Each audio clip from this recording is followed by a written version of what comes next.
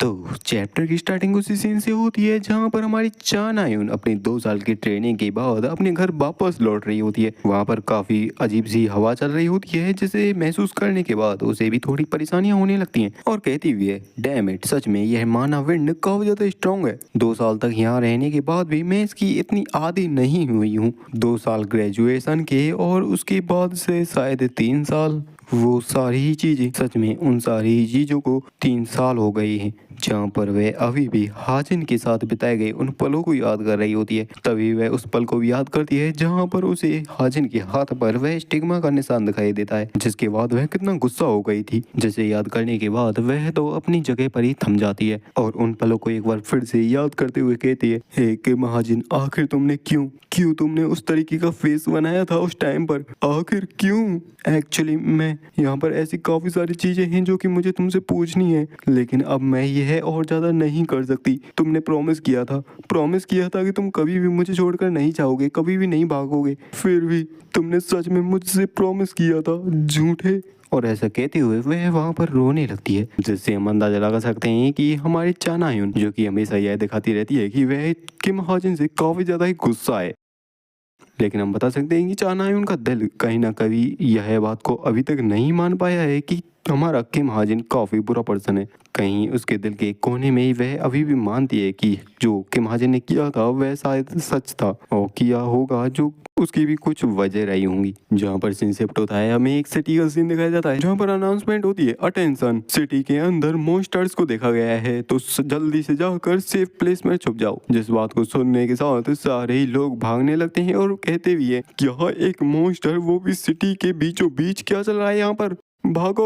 और आखिर imperial guild कर क्या रही है? अगर वो हीरो एसोसिएशन से हेल्प मांग लेते तो उनका क्या चला जाता। जहाँ पर हम देखते हैं ईगल टाइप मॉन्स्टर, जो कि एक आध नहीं होता बल्कि कई सारे मॉन्स्टर होते हैं वहाँ पर। सभी लोग अपने आप को बचाने के लिए, अपनी जान को बचाने के लिए वहाँ से तेजी से भाग रहे होते हैं। तभी एक बंदा अपने ऊपर देखता है, जहाँ पर उसके ऊपर होता है वही ईगल मॉन्स्टर, जो कि उसे पकड़ कर ले ही जाने वाला होता है कि तभी वहीं से कुछ दूरी पर हम देखते हैं हमारे स्नाइपर मैन को, जो कि अपने स्नाइपर के साथ हेडशॉट मारता है उस ईगल के हेड पर और वह ईगल भी वहीं पर धराशायी हो जाता है। लोग भी चौंके रह जाते हैं, वे भी कहते हैं ये क्या था। तभी एक बंदा कहता है, ओ वहाँ आसमान में देखो, जहाँ पर आसमान में भी ऐसी काफी सारी गोलियां चल रही होती हैं। जिसे देखकर वह बंदा भी कहता है, मैंने इसे इंटरनेट पर देखा है, यह तो डीमन वुल्फ का काम है। तो हाँ भाई, ये होता है हमारा किम हाजिन, जो कि एक एक करके सारे मॉन्स्टर्स को टेक डाउन कर रहा होता है। सारे ही लोग काफी ज्यादा खुश हो जाते हैं और कहते हैं, फाइनली डीमन वुल्फ हमें बचाने यहाँ पर आया है। और एक एक करके सारे ही मॉन्स्टर हवा से नीचे जमीन पर गिरने लगते हैं मरकर, और हर एक निशाना परफेक्ट हेडशॉट के साथ लग रहा होता है, कोई भी निशाना नहीं चुकता हमारे किम हाजिन का, और एक एक करके सारे ही मॉन्स्टर खत्म हो जाते हैं। लोगों को यकीन नहीं हो रहा होता कि ये अभी अभी हुआ तो हुआ क्या, इतने सारे मॉन्स्टर्स को अचानक ऐसा कौन बंदा आ गया भाई, और उस पर्सन ने इतनी जल्दी इन सारे मॉन्स्टर्स को टेक डाउन भी कर दिया। जहाँ पर उन मॉन्स्टर्स का खात्मा करने के बाद किम हाजिन भी वहाँ से जाने लगता है। किम हाजिन को वहाँ से जाता हुआ देखकर सारे लोग उसे पहचान लेते हैं और कहते हैं, वहाँ देखो, ये तो वही है डीमन वुल्फ, सच में यह कोई मजाक नहीं है। तभी दूसरा बंदा भी कहता है, लेकिन आखिरकार ये है यहाँ पर इतनी जल्दी कैसे आ गया। फिर हमें इंपीरियल गिल्ड का सीन दिखाया जाता है, जहाँ पर हमारी रेचल एक और मर्सनरी का इंटरव्यू ले रही होती है, लेकिन वह भी चिल्लाने लगता है और कहता है, आखिर यह कैसी पागलपंती चल रही है यहाँ पर, मैं इस पर काम करने नहीं वाला हूँ, और दरवाजे को जोर से लगाकर वहाँ से निकल जाता है। बेचारी रेचल भी काफी ज्यादा परेशान हो चुकी होती है इन सारे ही मर्सनरीज को संभालते संभालते। जहाँ पर एक और लड़की होती है जो कि कहती है, अरे ठीक हो जाएगा सब कुछ, क्या तुम ठीक हो रेचल? रेचल भी कहती है, हाँ मैं ठीक हूँ।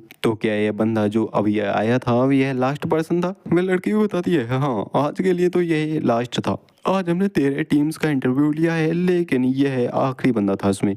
लेकिन आखिरकार ये सारे लोग इतने बदतमीज कैसे हो सकते हैं? हाँ मैं मानती हूँ कि हमारी इंपीरियल गिल्ड थोड़ी लो रैंक की है, लेकिन फिर भी हमारी इंपीरियल गिल्ड पूरी कंट्री को संभालती है, तो ये लोग ऐसा कैसे कर सकते हैं? अब तो कहीं ना कहीं रेचल भी मन में सोचने लगती है, तो क्या फिर हमें हीरो एसोसिएशन से ही हेल्प मांगनी चाहिए? वैसे यह भी काफी आसान रहेगा कि किसी और गिल्ड से मदद मांगी जाए हीरो एसोसिएशन के अलावा। लेकिन अगर हमने हीरो एसोसिएशन से मदद मांगी तो इसमें कोई दो राय की बात नहीं है, वे जरूर से ही इंग्लैंड के अंदर अपने इन्फ्लुएंस को बढ़ाने का ट्राई करेंगे। लेकिन तभी वहां पर एक बंदा एंटर करता है और कहता वाइस कैप्टन, यहाँ पर एक और पर्सन आया है। रेचल के पास बैठी लड़की भी कहती है, क्या तुमने आज नहीं कहा था कि हमें सिर्फ 13 ही टीम्स का इंटरव्यू लेना है? वह बंदा भी बताता है, हाँ ये बात तो सच है, लेकिन वह कह रहा है कि उसके पास अपॉइंटमेंट नहीं है। वाइस कैप्टन, मुझे लगता है कि आपको उन्हें एक बार देख लेना चाहिए। रेचल भी सोचने लगती है, आखिर यह कौन हो सकता है? और यह गार्ड भी काफी ज्यादा ही नर्वस दिखाई दे रहा है। क्या इसे धमकाया गया है या कुछ और बात है?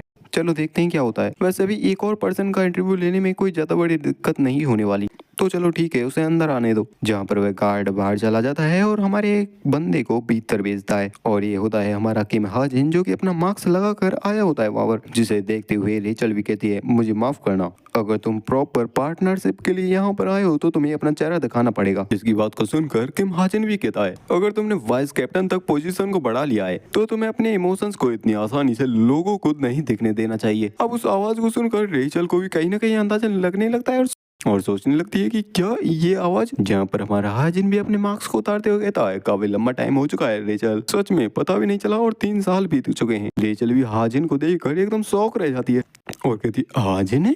जहाँ पर हमें कुछ टाइम बाद का सीन दिखाया जाता है, हाजिन कॉफी पी रहा होता है और कहता है, मुझे माफ करना, मैं इस पूरे टाइम पर तुमसे कांटेक्ट नहीं कर पाया। वैसे इस पूरे टाइम पर मैं काफी ज्यादा बिजी था, इस वजह से मैं ऐसा नहीं कर पाया। रेचल भी उसकी बात को सुनकर कहती है, हाँ मुझे अंदाजा लग ही गया था, क्योंकि उसके बाद से तो मैं तुमसे कांटेक्ट कर ही नहीं पाई।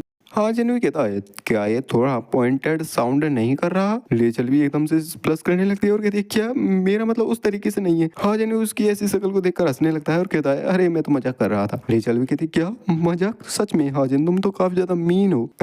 तो क्या मैं तुमसे पूछ सकती हूँ आखिरकार आज तुम्हारा यहाँ पर आना कैसे हुआ? हाजिन भी कहता है, हाँ मुझे पहले ही अपने आप को इंट्रोड्यूस कर देना चाहिए था तुमको। तो मेरा इंट्रोडक्शन कुछ ऐसे है, जेरोनिमो मर्सनरीज में से मैं हूँ डीमन वुल्फ, और आज मैं यहाँ पर इंपीरियल गिल्ड के साथ मर्सनरी पार्टनरशिप के लिए आया हूँ। हाँ तो कुछ टाइम के लिए हमारा हाजिन इंपीरियल गिल्ड को ज्वाइन करने वाला है, और आगे के चैप्टर्स काफी ज्यादा मजेदार होने वाले हैं। तो वीडियो को लाइक, चैनल सब्सक्राइब कर देना for next chapter. Thanks for watching.